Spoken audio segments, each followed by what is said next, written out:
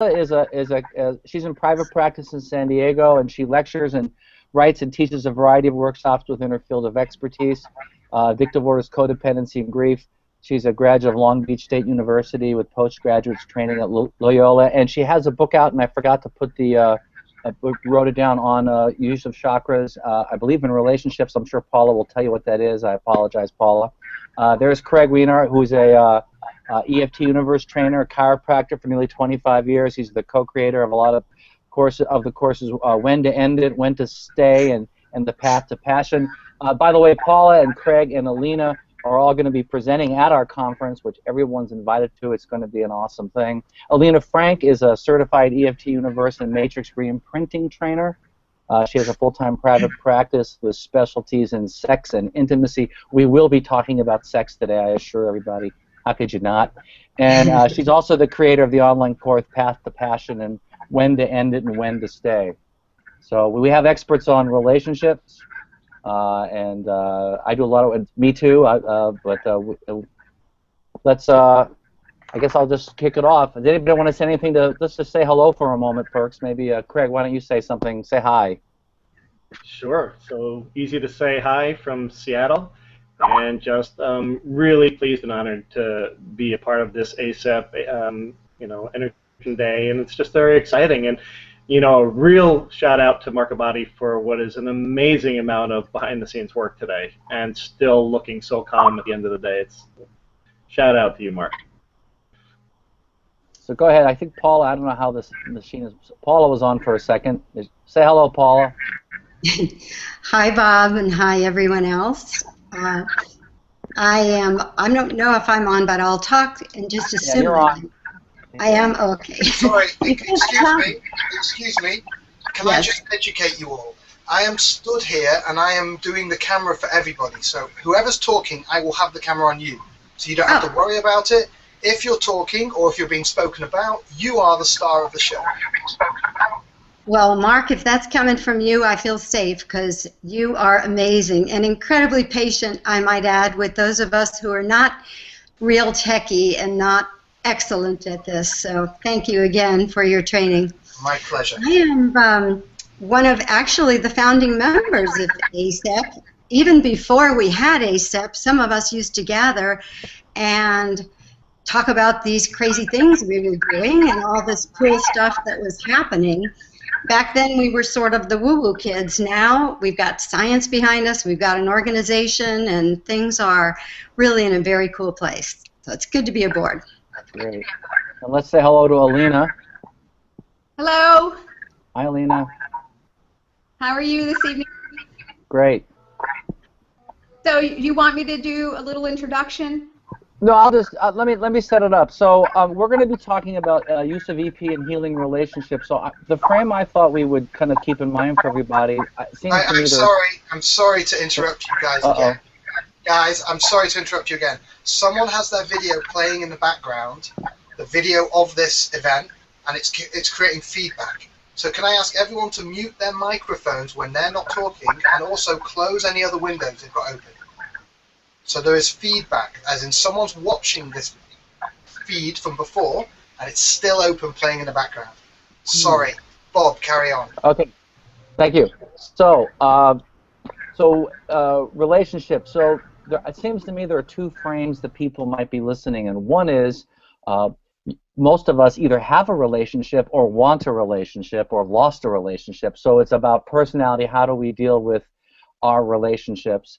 As we all know, relationships aren't for kids, at least intimate relationships. They take a lot of work. So that's one frame. And then the other frame might be as professionals who work with folks, and how do we help other people. So I think we'll be talking about from both ends, and we'll be moving back and forth between them. I think that just to get things moving along, I'd like to ask everybody what they think are the three biggest challenges that affect the quality of romantic relationships. Since I'm talking, I'm just going to mention a couple that I think are important. One is I believe people have terrible expectations.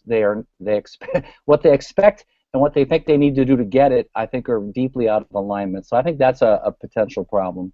And then the other issue I'll mention is obviously managing affect, managing your emotional states. That we all have had the experience of, what do you do when your partner disappoints you, upsets you, or you're just upset, and then you bounce off of each other, and then it gets worse and worse and worse. And how do we help people do that? So I'll just leave those two for the time being, and go on to, well, Craig's up, it looks like. I don't know if he's the one doing it, but I see his picture. How are we doing? Craig. Can you hear me okay? Yep. Okay. Well, there are several different things. I would say the primary issue about relationship that I would like to look at from the very beginning is choosing well, right? So in other words, I like to look at the possibility that people are in all different states of relationship, but many people are not in a relationship. And using energy psychology and using tapping to know oneself, to be able to heal one's past, and to be able to, from that state, be able to choose a relationship makes it so much easier from the beginning. So, I think I wanted to back up from the very beginning with that, because speaking personally and speaking professionally, is so many of the issues that people show up with to me, either physically as a chiropractor or in the workshops that we teach, often come from people already enmeshed in relationships that have tremendously painful histories, and so they're working from a place of really back behind the zero line on the field, so to speak. So using tapping techniques to clear out one's past, using EFT to be able to work on the issues as far as self-deservement, as far as being able to hold the possibility that one can break one's past history, parental history, childhood history, past relationship history, is really the primary starting place in having happy, satisfying, full relationships. So I guess I just wanted to start from there first. Great. How about we go to Alina? I will reiterate what Craig said. I think that when you're talking about things like recapitulation and the compulsion to repeat a trauma, then you see that where our choices are really informed. They're made by the subconscious to kind of try to heal some of those past wounds, especially from childhood. So if we come in working on ourselves, clearing the slate, and then choosing, I think most people would be better off. And then the other things that I would say are challenging for most couples, and this has just been shown by study after study, is the issues around money and the issues around sex. Those are the top two reasons why people get divorced. And so we have to look at those and not just through traditional ways of talking about it. Okay. How about you, Paula? What do you think are the most important three biggest challenges? Or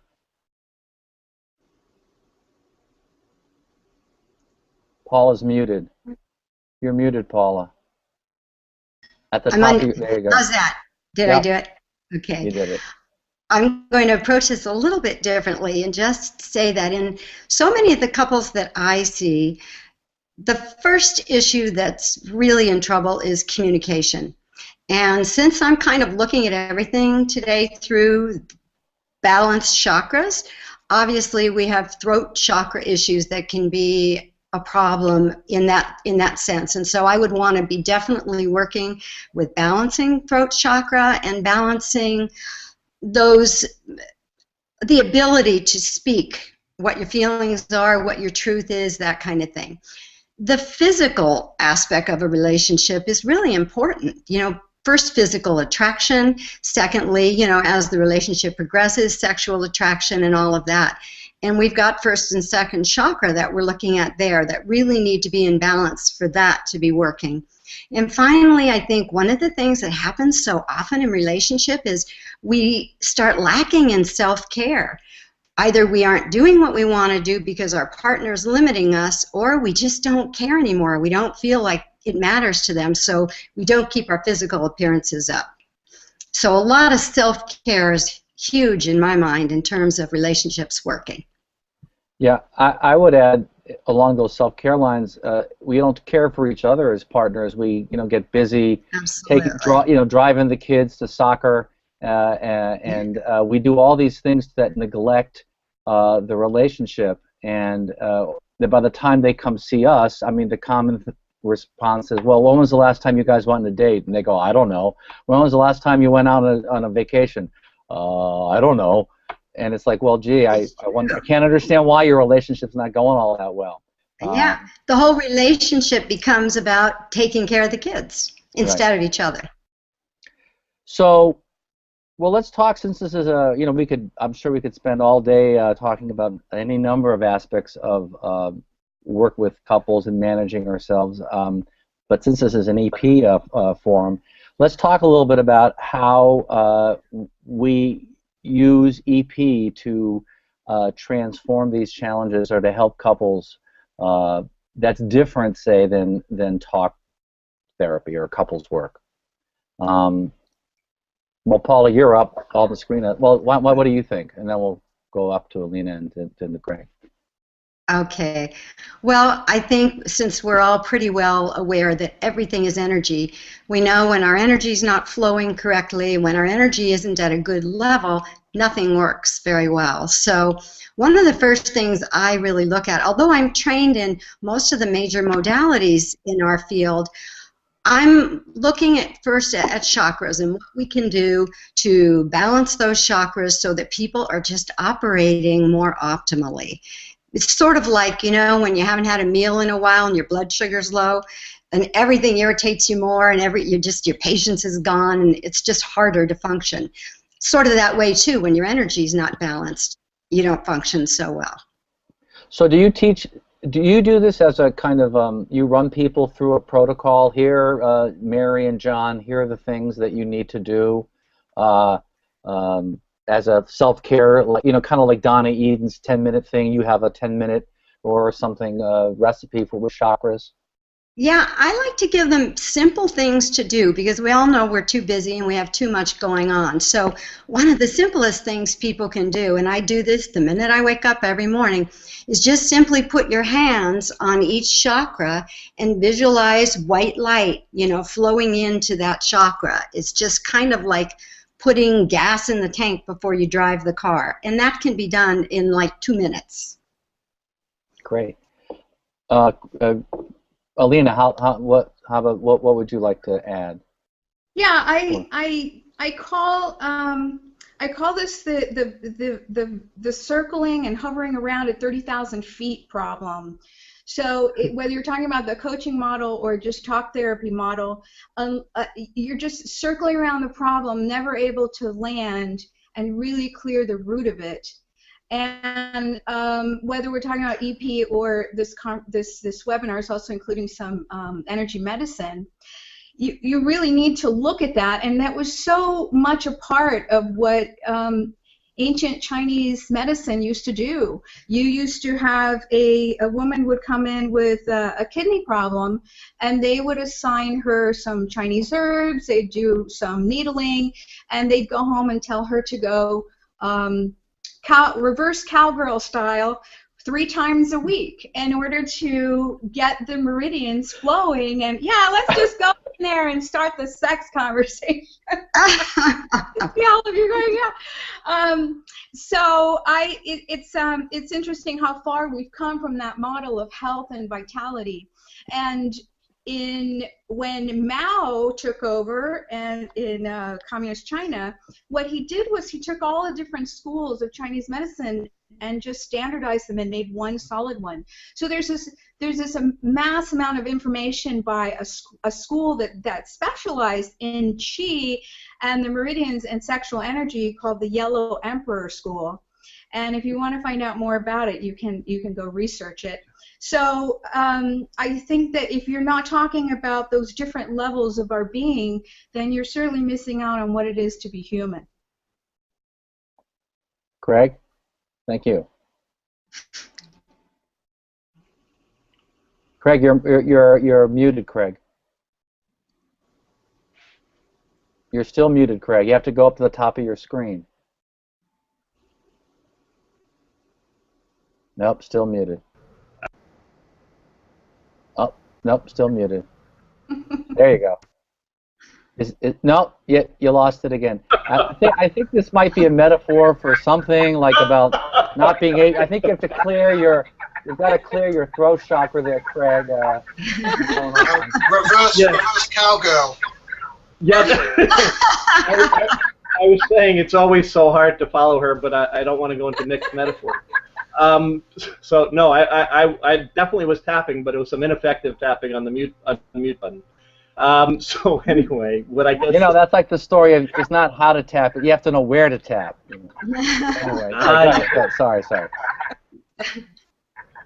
Wow, I could see where we're going to be within the next 45 minutes or so. Where to tap? What I would say to answer this question is really, oh, you got that. Is really, it always comes back to self again. Really, we're gonna.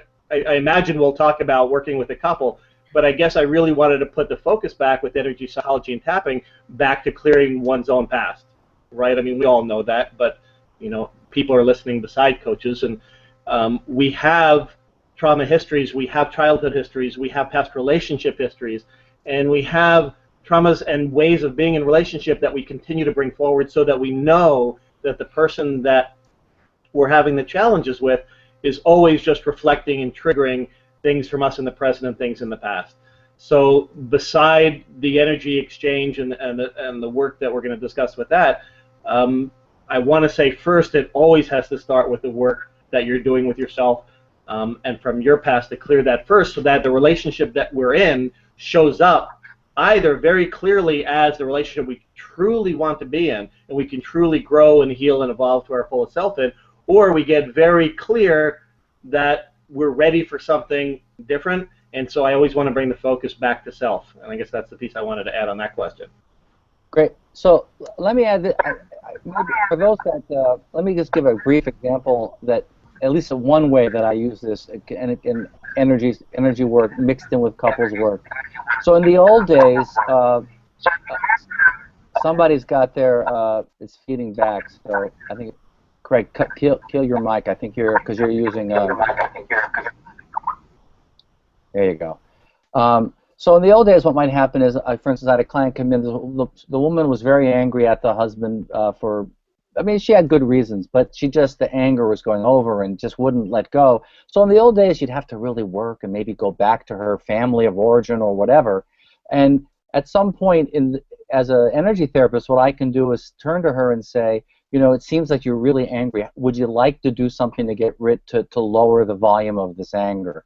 And if she would agree, then we might do some, in this case, we did some tapping work, some EFT on her anger. And what was interesting was, so that was individual work. We did a few rounds, and then what happened was the anger shifted to pain in her heart, and eventually it got into a sword in her heart. And so we got to that point, and then at some point I just decided to get out of that model, and I turned to she had this sword, and the sword got small, and I turned to the husband and asked him if he wanted, if he'd be willing, because he put the sword in her heart, is what she said, and so I had him take the sword out of her heart. So of course that was very touching, and they got all soft, and before they were totally angry. The next week they come back in totally changed. And to me that was like, without the energy work, I don't know if that would have happened. So to me, that's one way, instead of going round and round about,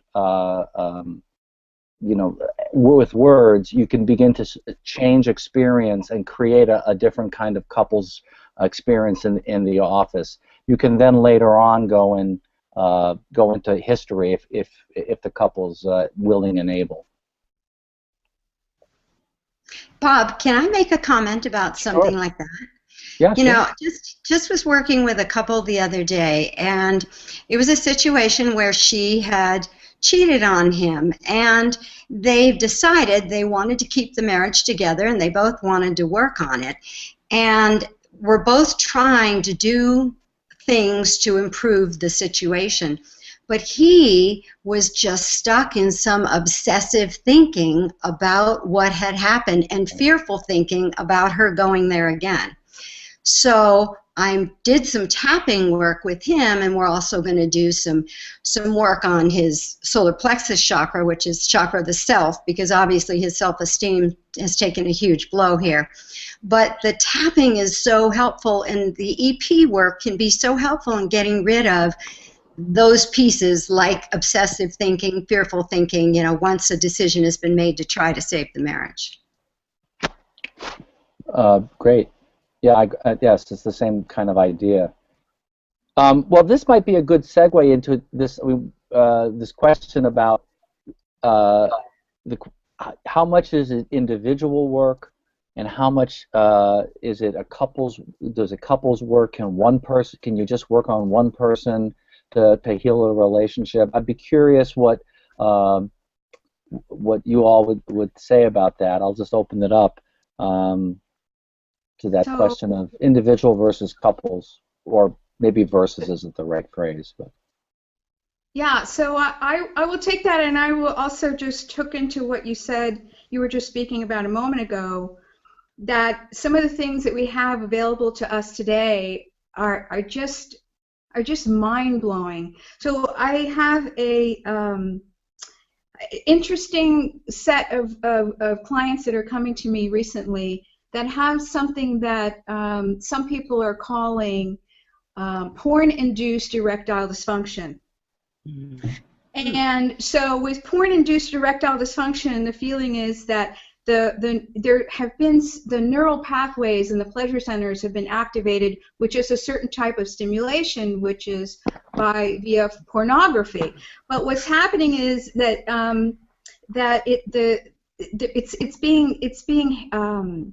there's been more exposure earlier on, and so I'm getting young men in their 20s and 30s that are having this issue. And I had a very sweet man come to me who had, because of his upbringing, he was in a boarding school, and that's how they learned about sex. All the boys there, that's what they did to learn about sex. And so when it came time and he found a wonderful young woman that he wanted to be in relationship with, the challenge was really hard then to translate that, and he was having all kinds of erectile dysfunction problems. So we did something fascinating, which was we did matrix re-imprinting and set up a whole bunch of memories of him having wonderful, loving, connected, human sexual connection with, imaginary girlfriends, and that did it. It was amazing, and it's just amazing to me. Like I said, just all the things that are available now today to deal with these issues that we didn't have. I don't know how I would have gone about that problem except for going back and dealing with the times that he remembers of those, making those connections, but just kind of going into the field and into the matrix and coming up with these different scenarios was really wonderful. And it took maybe 4 sessions for the whole thing to reverse itself. That's so cool. So that's an example of someone coming to me with a relationship challenge, and clearly the biggest challenge in the relationship was his history, and just working on himself, it really transformed the whole challenge that he had with his girlfriend. Cool. That's one, and that might be, and that's one example of how this plays out. Maybe somebody has a different take on it. Well, I wasn't going to give a specific example, but what I was going to say is that that ways of being intimate and ways of being physically intimate and emotionally intimate, we get into very strong patterns that are so, knowing the past of the kind of traumas that I've seen people go through and work through, that they carry that forth, and sex is really just the game playing field that so many other things show up in, right? So, you know, when she was talking about the solar plexus and the self-worth, and so many of the issues that when we start with not having that kind of self-worthiness, and we have those experiences that are especially often mixed with sexuality, and especially have the issues of shame that come on through early adolescence and through early first experiences, that we just carry forward so far into even long-term relationships, that I still am going to be the person that stands on the side that says that most of the work is self-work, and that when we use whichever energy psychology method that we're using, I particularly use EFT, is that clears the space so that when a new relationship shows up or a relationship heals, that it actually tends to get easier and easier. The naturalness and the ease and the energetic connection just happens stronger and with greater ease, and vulnerability isn't as scary anymore. And with that kind of experience, that the work in oneself shows up. But the most important thing that I guess I always have to say is that within the healing of a relationship is that safety has to be the key factor, right? So that I don't believe that intimacy in a relationship can ever really be fully established without that kind of safety. So I think that as we work on that issue for ourselves and in a relationship, that's a key for moving forward and transforming any relationship. So and it seems to me that you're right, safety is very important, but there's this interesting interaction between are you safe or do you feel safe? Mm-hmm. So, you know, obviously if somebody is beating somebody or yelling and screaming, that's a real stimulus that most people won't feel safely to. But then there's this other thing where, you know, maybe he or she raises their eyebrow or whatever, and then the other party, because of their individual issues, doesn't feel safe, and it really has little to do with the stimulus.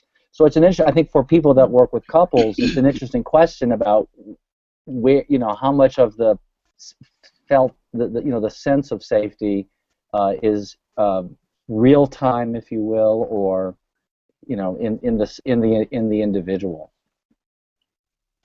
You know, Bob, can I make a comment about your original question about what matters more, working on the individual, working with the couples? I think, you know, I'm with Craig in that even when you're working with couples, almost always I have to do some individual sessions with them because of the individual, you know, the individual issues. And yet I think sometimes, you know, especially women, hate to say it, guys, but more often the ladies show up and they're trying to do some work and the husbands don't want to come in. And so the question is, if they're the only ones there, is it possible to really achieve some success? And I kind of think of it like puzzle pieces.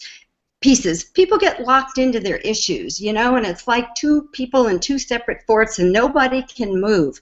But if one person begins to shift and change, then it allows movement on the other person's part too. So I do think, even if only one person will show up, you know, we can make some serious headway. Well, you've raised it wasn't on our agenda, but I'd be curious what people say, you know, this whole women in therapy, men in therapy. I sort of like to think of myself, I'm really good with women, with men, actually, women too, but men, this is a whole thing. There's a way to talk to guys that is totally different than women, I find. And it's a certain art form. And I'd be curious what you all have to say about that. You could call it Mars-Venus, which I'm actually trained in, which is basically an energetic approach if you really think about it. It's yin and yang. But I'm curious what you guys would have to say about talking to men versus talking to women, and especially in terms of relationship.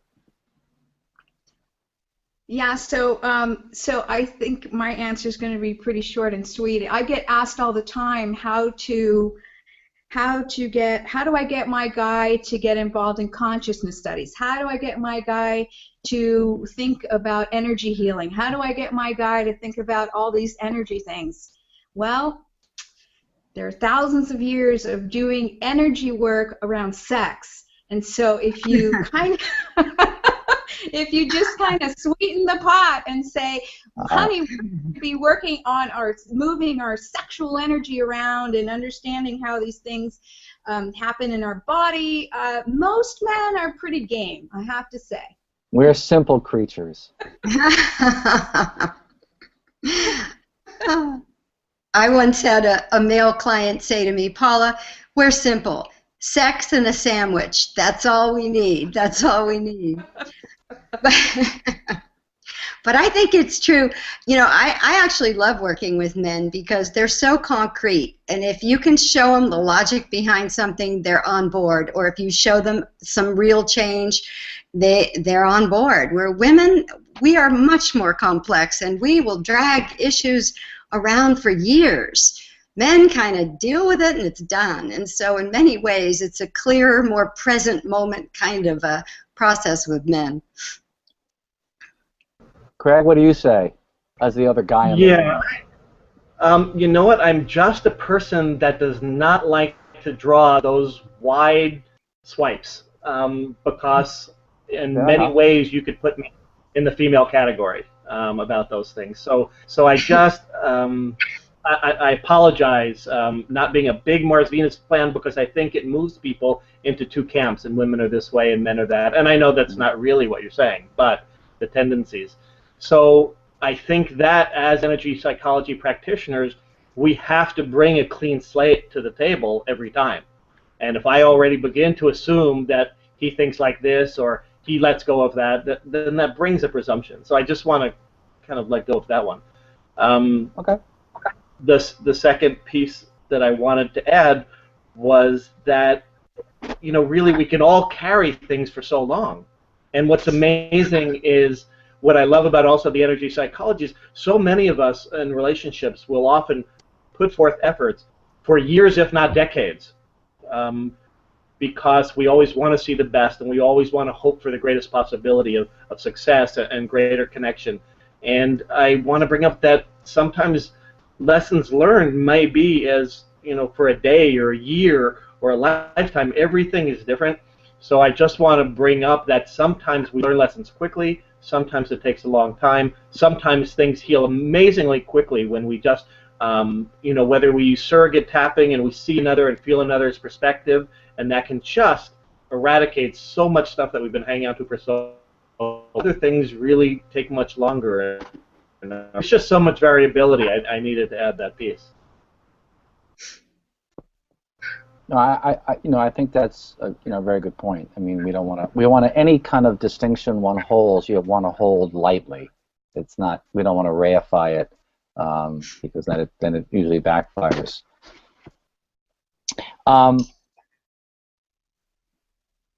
Well, let's. I'm curious. Let me ask you this. I'm curious what people. Maybe you each might want to say something about what you do personally. To if you get upset. It seems to me that, well, let's back up a second. You know, if you look at the work of Gottman, you know, conflict, what Gottman talks about, who's like the leading researcher in relationships, you know, he says that conflict is not a predictor of whether or not people have a decent relationship. One of the, I mean, there are a number of predictors, but one of the things he talks about is the importance of repair and reconnecting. And we all have our moments, we all get upset, we all have our conflicts.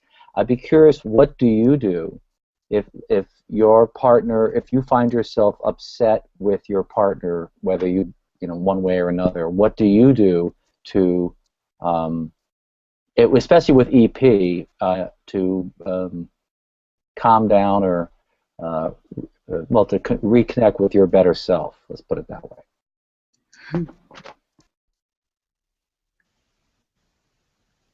And I didn't warn you that was going to happen.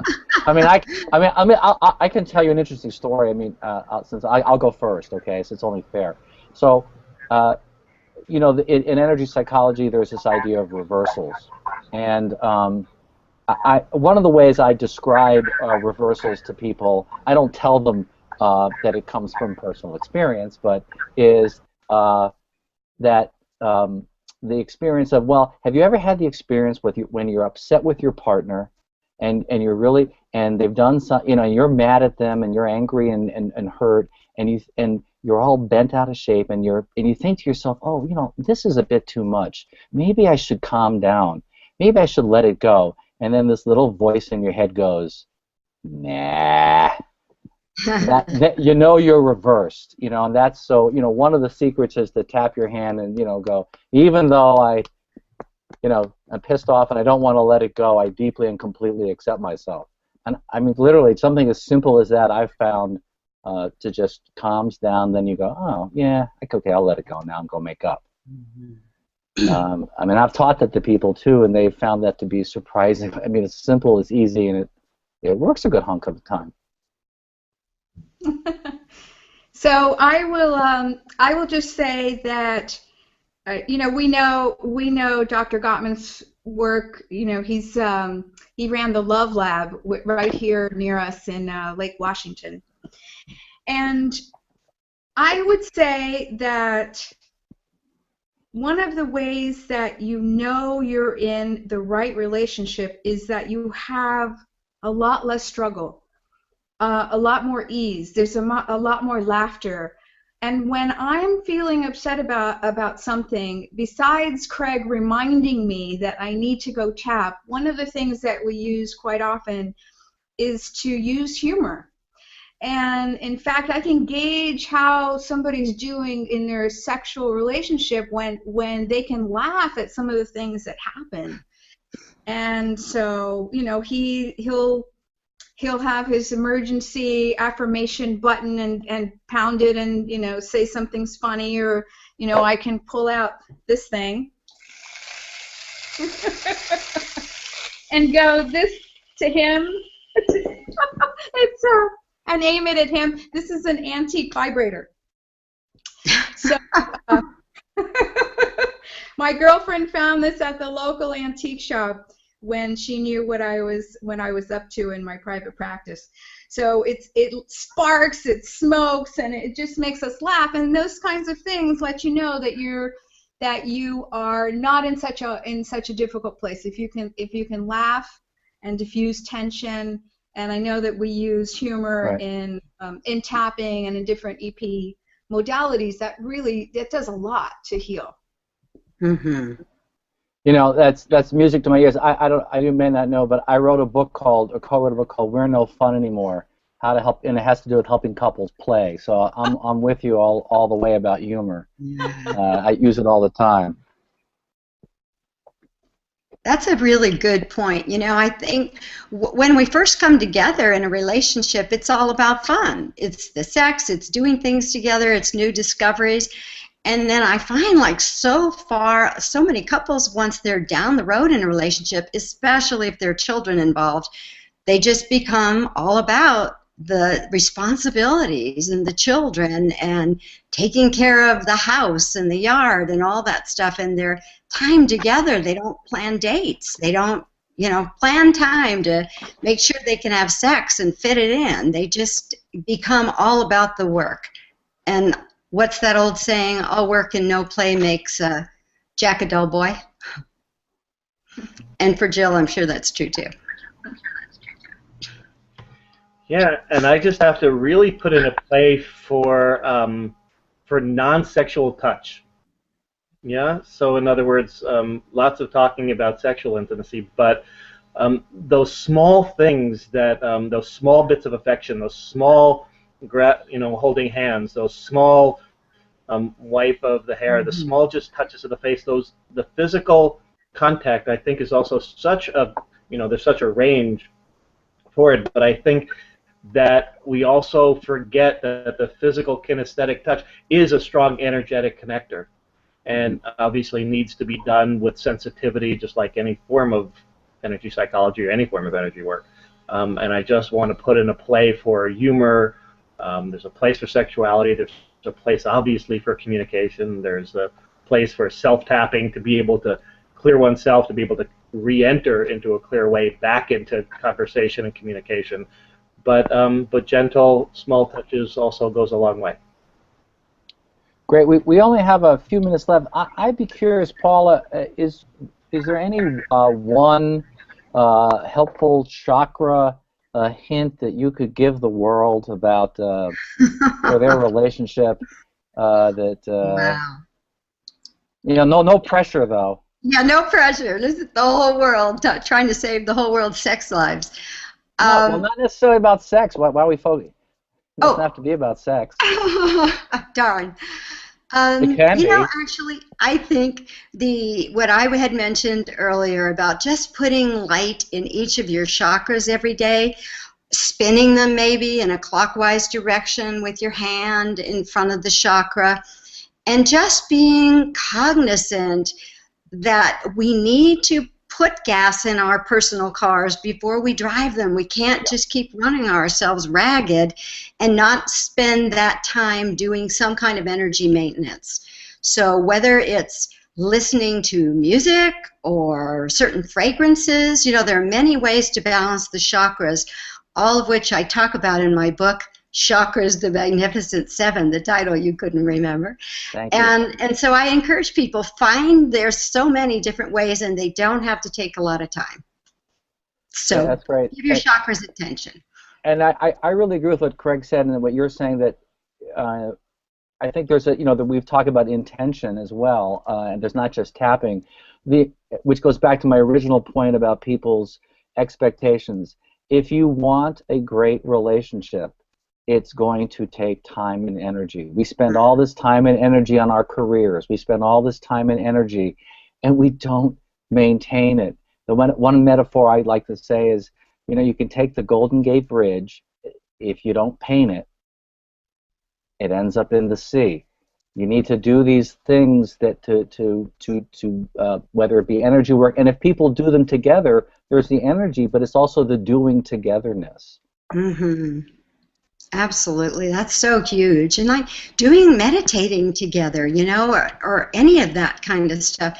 I'm really encouraging a lot of my clients to explore Tantra, because it takes the pressure off trying to, search for and seek out the orgasm, and instead it puts the attention on connection. And that's really the importance of sex and any kind of touch. Craig's point was really good too. Just touching, just being together, just connecting, it's so important. Craig and Alina, want to say a last word, because we're going to leave a couple minutes to wrap up the entire 8-hour extravaganza.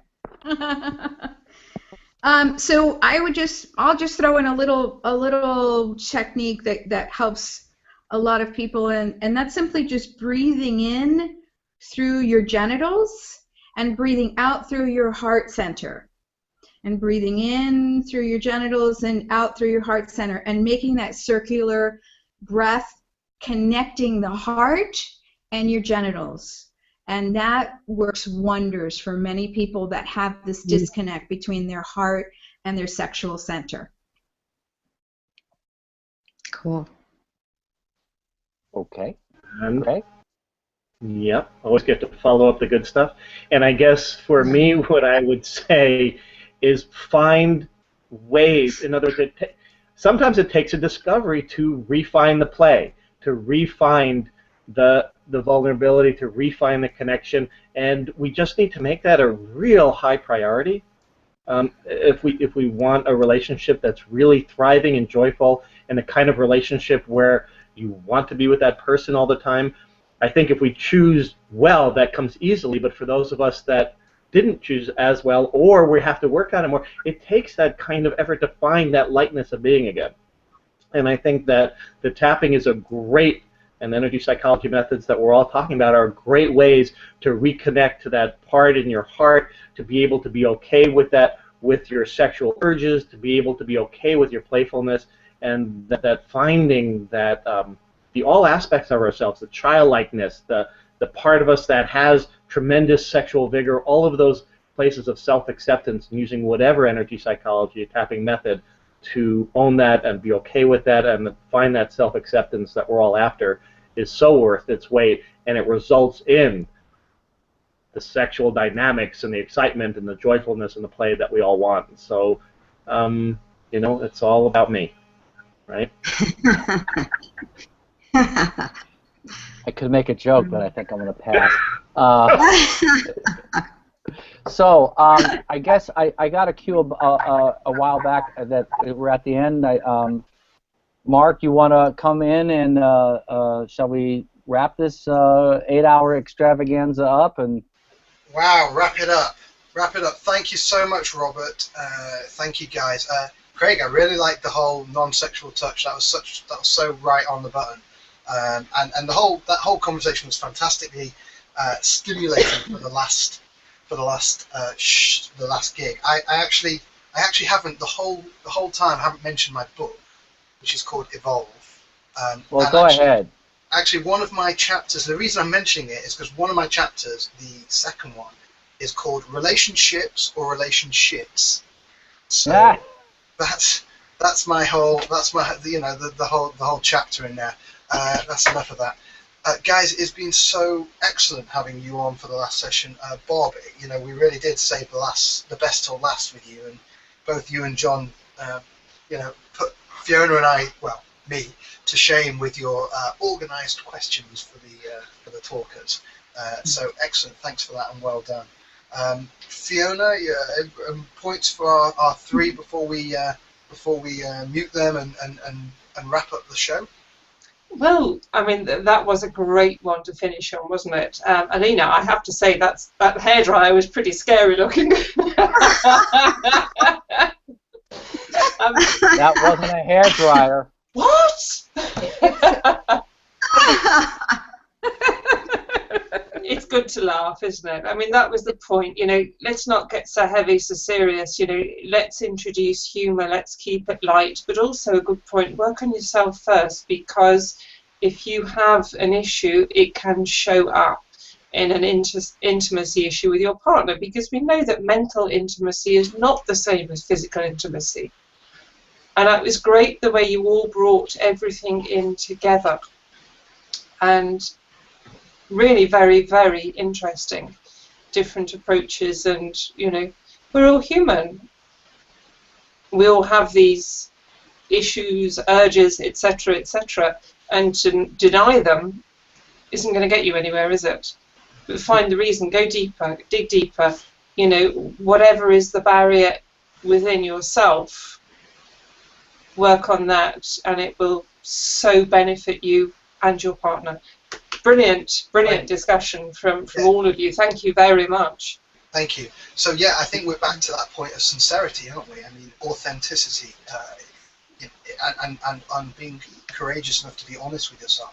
I mean, I was just talking today to somebody about relationships and how that most people are putting a mask in front of them and trying to connect with someone else who's got a mask, and because they're living so insincerely, they'll go through, and as Alina says, they'll go through, and I think Paul also said this, that basically you go through and you'll have kids, and then the life just becomes about the kids, the responsibility for the kids, and then finally you get to a point where you go, I don't like you, and they don't like each other, and the reason that they got together was because they were faking it to begin with.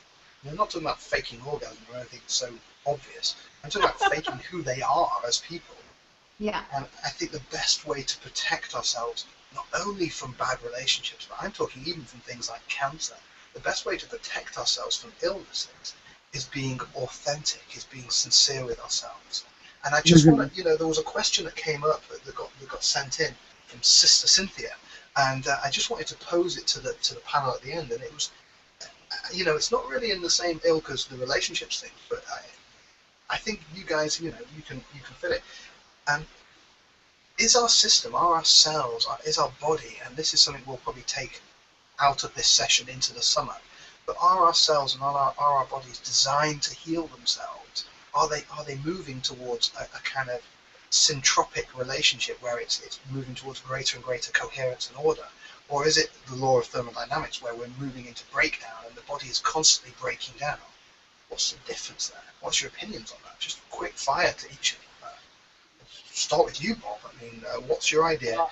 Are we moving towards order? Let me answer that within the context of this a panel on relationship. So I think the answer is probably a little bit of both. Things break down, but I think within us we're given the tools for healing. And I think relationships are kind of similar. You know, some people, if you go to the Course in Miracles will say, well, you really shouldn't put too much emphasis on relationships because they're illusions.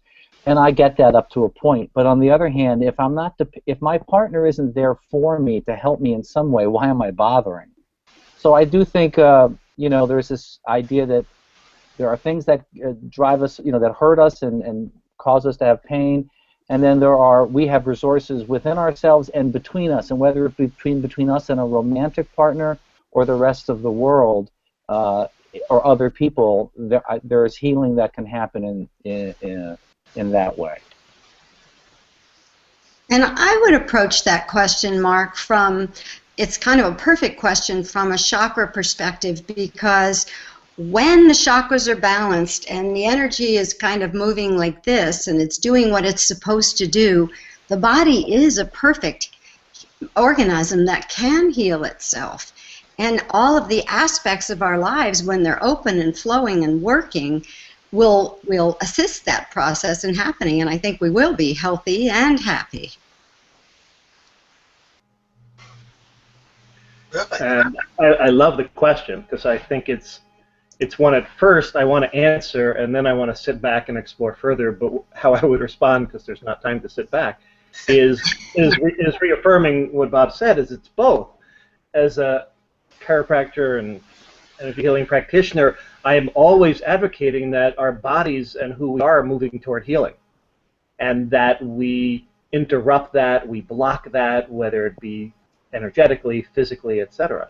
So we're aging, right? So to deny aging and gravity and forces is also, I think, silly. So there's this balance, just like in a body, just like in a relationship. It's moving toward wholeness, or it's separating and moving away. It's moving toward expansion or toward contraction. And that balance, rather than one being right and one being wrong, I think it's a lot about the journey in both directions. So I would say both are happening simultaneously, that there are things that are breaking down on the planet, and also the universe is expanding. So there's a perfect example, whether it be in our body, on a much larger cosmic level, and within a relationship, that they're both. So learning, appreciation, that exploration, and really appreciating that journey is, I think, what there is to do.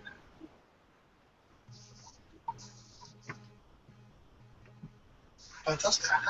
Alina, anything last to say? I'll just say yes, that I completely agree that even when someone dies, it could be a healing experience. So I agree. Recently, a friend has died, and I am experiencing that healing with that. Mm-hmm. So thank you once again. Beautiful last panel, Bob, for organizing the ACEP contribution to this.